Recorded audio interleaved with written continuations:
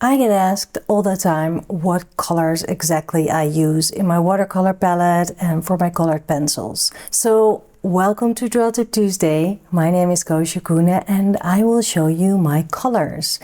And I will tell you why you shouldn't run out to the store to buy all of them. Okay, so I thought I'd show you my watercolor palette, my favorite crayons and the colored pencils I reach for most. But before you go looking for these exact colors, please don't. I am not recommending you buy any of them. I started out with a simple set of 12 basic colors. And once I realized I was painting more and wanted stronger pigments, I slowly upgraded, color by color. Over time, I discovered which colors worked best for me, and eventually I landed on the palette I've been using for years. Now I know what colors to invest in and what colors I should just leave. And this took years. It may sound a bit boring to always use the same colors. I just landed on this color palette for my watercolors, but I actually love that consistency. I know my palette so well that I can mix exactly what I want. It makes me confident. I know what I'm doing. And I also know the limits of my palette.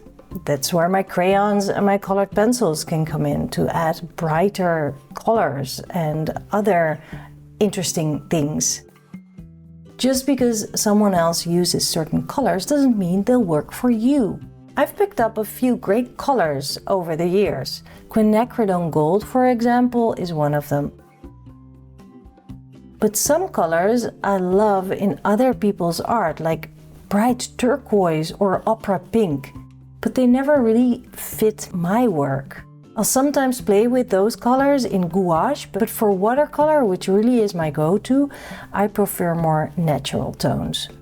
Speaking of gouache, I recently added a half pan of white in my watercolor kit just to test it. When mixed with watercolor, it can make colors look softer, but also flatter, which I don't really love. It can be great if that's what you want, but not always. I will just play with it and see if it works for me, and I might take it out again later. The crayons that I use are mostly water-soluble, the pencils are not, and they fill the gaps beautifully. It's tempting to buy new art materials. I find that too. All those bright tubes and pens full of promise. They make you imagine the amazing artist you will become once you have that new thing. But honestly, keeping things simple makes you more creative. Less choice means quicker decisions and more freedom. Less really is more.